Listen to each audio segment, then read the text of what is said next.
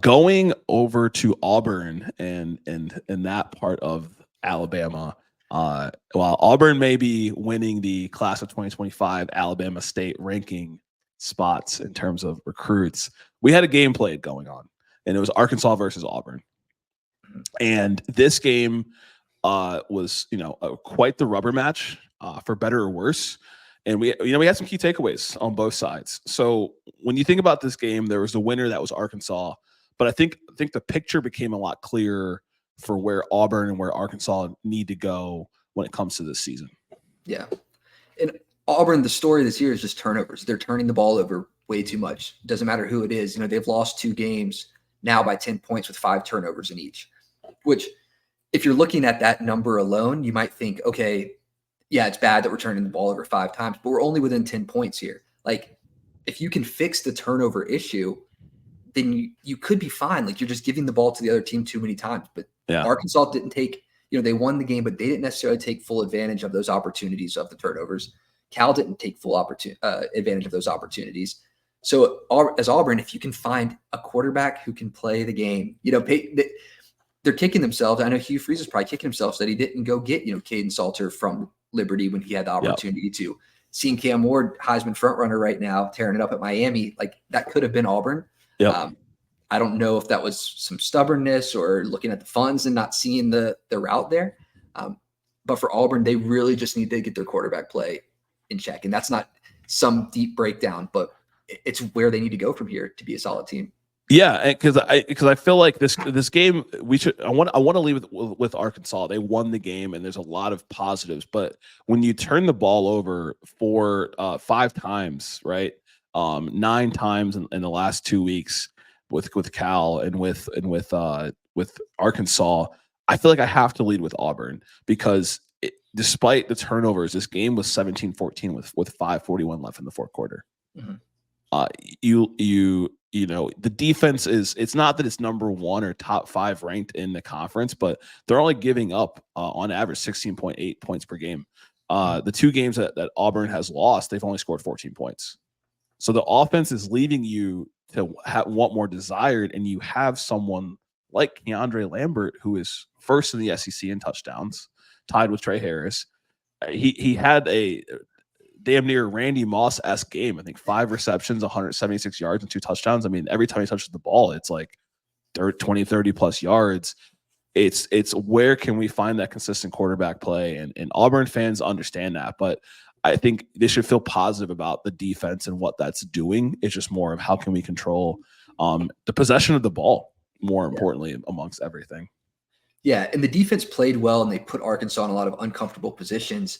They just needed to finish. From the Auburn defensive side, they put them in multiple 3rd and long situations. The drive that Arkansas scored the touchdown to put them in the lead, they had 3 third downs that were longer, that were 10 yards or longer, converted them all. One was 3rd and 19, and Auburn couldn't get off the field. They dropped 8 in coverage, and we still saw Taylen Green put up the deep ball there, after scrambling out of the pocket.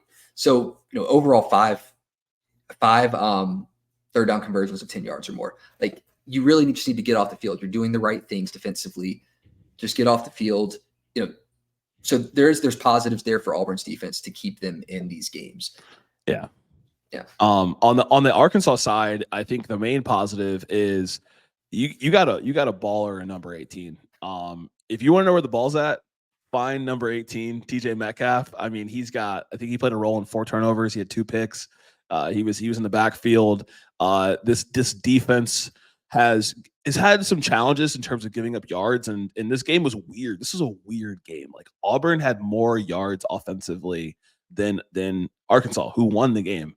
But this defense has proven that when a stop is needed, they'll make a stop.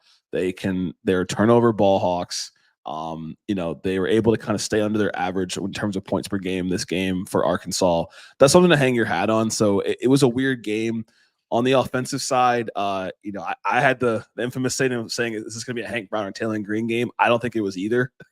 No. But for Taylen Green, you have to be impressed with that big throw he made against Isaiah Sategna. Big 58-yard in the third that kind of changed took the momentum and kept it with Arkansas for the majority of the game. But the 2 interceptions, some of the sloppy play, he got benched in the second quarter. Hope to see some development in practice this week, but it wasn't a pretty game. Like it was just like the score looks close. You might think it was like an old school SEC game, like your Nick Marshall days for the Auburn fans here. But this was not a pretty game. But there were some positive takeaway from it, I would say. Yeah, for sure. And I would say maybe Taylen Green doesn't. He got benched there for a second. They realized really quickly that Malachi Singleton is not going to play better than Taylen Green. Just put him back out there. But I don't think it was all his fault, right? Like he was pressured on 33% of his dropbacks. So the O-line wasn't giving him a lot of time, 3 sacks, 7 hurries. He was having to make things happen. We saw in that deep ball that you were talking about earlier, he had to scramble out of the pocket and put that there on the 3rd and 19 play. So offensively, he didn't have a lot to work with there behind his line. He still doesn't need to be throwing the interceptions, hanging on to the ball a little bit. Maybe just not making the right decisions with the ball in his hands. From a defensive side, we hear bend not, some defenses are built to bend, not break. I think that this Arkansas defense in this game, didn't necessarily bend. They just broke a couple times. Yep. They let up a lot of chunk plays. And that's kind of where the yardage came from. We saw the Keandre Lambert-Smith deep ball. Arkansas defensively just needs to not give up these big plays, because when you're doing this great job of stopping the run, stopping Auburn here and there, and then you give up a 40-yard ball, 50-yard ball to a quarterback who doesn't have his confidence, right. You've let them right back in the game. Yep. So that was where I see room for improvement, I would say, for Arkansas defensively, is just to limit the big plays. It sounds easy to just say that, better performance from the O-line, but the safeties played great. You mentioned TJ Metcalf, Jaden Johnson. Safeties played great. Cornerbacks, I think, need to be a little bit tighter in letting up those big plays. Yeah, and I had that in my notes. I mean, Hunter is the extraordinary film guy. Like I had the notes about Keandre Lambert in that 67-yard, just kind of, I wouldn't call it scamper, but just 67-yard. He just turned up field, and you saw the safety, which was out of place, and it was a wrap. It was off to the races, and the DB play is where we've seen some holes. Those big plays do change momentum. We saw 3 picks in a matter of 3 minutes in the middle of the game. Yeah. So these things shift the momentum. We've seen it in these games where, Arkansas has kind of found themselves on the ropes, and it was one of these. It wasn't like they dominated, but again, another thing to hang your hat on was Jaquindon Jackson. Mm-hmm. Jaquindon Jackson. He, had 2 rushing touchdowns. He looks pretty solid. Overall, the running game was okay for this game, but he has 8 rushing touchdowns this year. Arkansas all of last season at 7 rushing touchdowns. Yeah. So it's like you see this puzzle. We're back in the kitchen again. Mm-hmm. You see all these pieces. It's just like, can we get this right? Like, there's so much talent here, but you won the game. You can hang your hat on that. When you think about this upcoming week, you're going to have Texas A&M. So play it out in Dallas. Jerry Jones world. We all know Jerry is an alumni of Arkansas and a big time booster. So that's always a fun one out there in Dallas. Yeah. You definitely have some things to hang your hat on if you are Arkansas. Jaquindon Jackson getting in the end zone. Auburn defense, hats off to them. They held him to his season worst yards per carry at 3.4. He's had 9.6 and 6.2 the last 2 games. So he's, they were able to slow him down. You can't really ever stop a guy like that. Maybe one of the best running backs in the SEC right now. Arkansas, I think it gets A&M defensively. If they're letting this pass rush affect him, A&M has the ability to put on a pretty nasty pass rush we've seen so far. So that's going to be a test for Arkansas.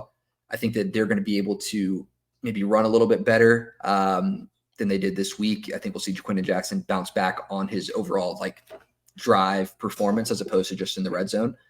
And then for Auburn, they play Oklahoma. That defense is very tough. Tougher than Arkansas's. Auburn has struggled on offense this year. Yeah. Seeing what Oklahoma was able to do in slowing down Tennessee, it's going to be interesting now to see what Auburn can do. If Nico couldn't do it, he won the game. But if he was slowed down, if you have Payton, Thorne, or Hank Brown back there, I think it's going to be a tough one. Yeah, that could definitely be a tough one. So, especially with that defense that Oklahoma has shown us to this point, they've slowed down Nico the most, and so it should be a fun week. We'll have recaps on our next episode here, but those are kind of our thoughts when we watch the Arkansas Auburn game. Yeah.